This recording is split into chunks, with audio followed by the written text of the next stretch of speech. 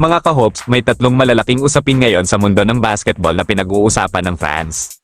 Una, ang controversial decision ni Jerome Lastimosa na hindi sinunod ang play ni Coach L.A. Tenorio sa huling minuto ng laban. Pangalawa, ang nakakagulat na update tungkol kay Dwight Howard at ang tuluyang pagsara ng posibilidad na makalaro siya sa PBA. At pangatlo, isang napakagandang balita para sa Gilas Pilipinas dahil mismong si Jordan Clarkson ay nagsabi na gusto niyang muling isuot ang national jersey sa darating na Asian Games.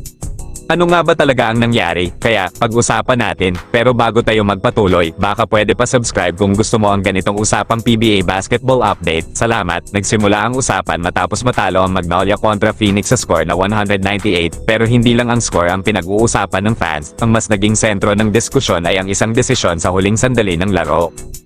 Ayon sa play na ipinagawa ni Coach L.A. Tenorio, ang plano sana ay simple lang, quick 2 points muna para maitabla ang laban o mapalapit ang score. Pero sa gitna ng pressure ng game, ibang desisyon ang ginawa ni Jerome Lastimosa. Sa halip na kumuha ng 2 puntos, sumugal siya sa isang 4-point shot. Isang tira na sana ay magtatabla ng laban kung papasok. Huminga ang buong arena, nakatutok ang lahat pero sa kasamaang palad, sumablay ang tira. At kalaunan, iyon ang naging isa sa mga dahilan kung bakit tuluyang natalo ang kanilang koponan sa unang laro ng PBA Commissioner's Cup. Pagkatapos ng laro, agad na tinanong si Coach L.A. Tenorio tungkol sa naging desisyon ni Lastimosa. Marami ang nag-abang kung papagalitan ba niya ang kanyang player, pero ang sagot ng coach ay ikinagulat ng marami. Ayon kay Tenorio, tinatanggap niya ang naging desisyon ni Lastimosa. Sa basketball daw kasi, may mga pagkakataon na kailangang magtiwala ang coach sa instinct ng player. Kung naramdaman ni Lastimosa na papasok ang tira, hindi na raw niya kailangang questionin yon. Dagdag pa niya, kung hindi rin naman daw dahil kay Lastimosa, hindi sana sila nakahabol sa lamang ng Phoenix sa mga naunang bahagi ng laro. At kung sakaling gawin ulit ito ni Lastimosa sa susunod. Ayon kay Tenorio, okay lang daw sa kanya dahil bahagi iyon ng paglaki ng isang player. Minsan daw kasi, sa mga ganitong pagkakataon natututo ang mga atleta kung kailan dapat sumugal at kung kailan dapat magpigil. Habang pinag-uusapan pa ang laban sa PBA, may isa namang balita na ikinatawa ng maraming Pilipinong basketball fans, mismong si Jordan Clarkson ang nagsabi na gusto niyang maglaro muli para sa Gilas Pilipinas sa darating na Asian Games. Ayon sa NBA star, umaasa siya na sana ay makasama siya sa lineup dahil ang schedule ng Asian Games ay sakto sa off-season ng NBA, pero may isa pang dahilan kung bakit gusto niyang bumalik. Hindi raw siya mapakali matapos ang naging performance ng Gilas noong 2023 FIBA World Cup. Idagdag pa ang kabigwang makapasok sa Olympics para kay Clarkson, parang may unfinished business pa siya kasama ang national team. At gusto niya raw makabawi para sa mga Pinoy fans.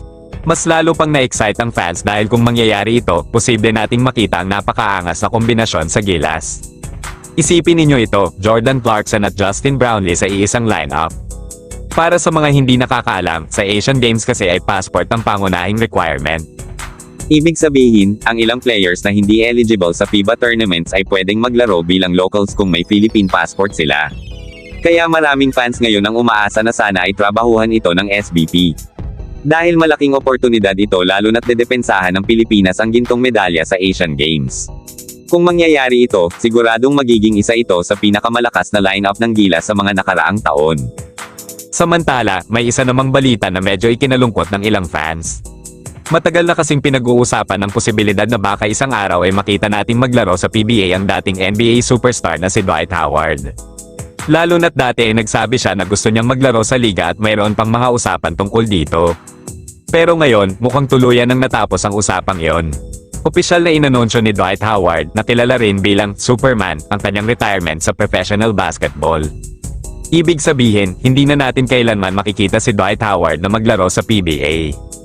Para sa maraming fans, parang isang malaking what if na lang ang natira. Lalo na ironic na ngayon pa ginawang unlimited height ang PBA kung kailan hindi na siya interesado o tapos na ang kanyang career.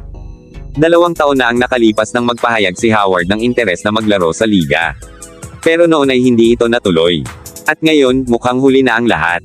Sa kabilang banda, napansin din ng fans ang performance ng TNT Import sa isang tune-up game kontra Meralco. May mga pagkakataon na ipinakita niya ang kanyang point guard skills, bagay na ikinabilib ng ilan. Pero may mga eksena rin na medyo questionable, halimbawa na lang nang nakalusot si Jason Brickman sa harap niya para sa isang madaling puntos. At sa isa pang play, nakawala rin ng Meralco Import para sa isang easy dunk. Alam naman natin na sa NBA ay may mga pagkakataon na ipinakita niya ang kanyang defensive potential dahil sa kanyang physical tools. Kaya ngayon, ang tanong ng fans, Nagpapakondisyon lang ba siya dahil tune-up pa lang, o kulang talaga sa effort? Sana raw kapag actual games na sa PBA ay makita natin ang mas agresibo at mas energetic na depensa mula sa kanya. Ngayon mga idol, gusto naming marinig ang opinion ninyo. Tama ba ang ginawa ni Jerome Lastimosa na sumugal sa 4-point shot? Excited ba kayo sa posibilidad na magsama sina Clarkson at Brownlee sa Gilas? At sayang ba na hindi na natin makikita si Dwight Howard sa PBA? E-comment nyo lang ang inyong mga sagot sa ibaba. Join the conversation. At hanggang dito na muna tayo mga idol sa ating basketball update. Kung nag-enjoy kayo sa ganitong klaseng kwentuhan tungkol sa basketball, siguraduhin yung nakasubscribe kayo dito sa channel. This is Ray's Hoops Universe, kung saan araw-araw nating pinag-uusapan ang mga pinakamainit na balita, analysis, at kwento sa mundo ng basketball. Maraming salamat sa panonood mga idol. Hanggang sa susunod na video.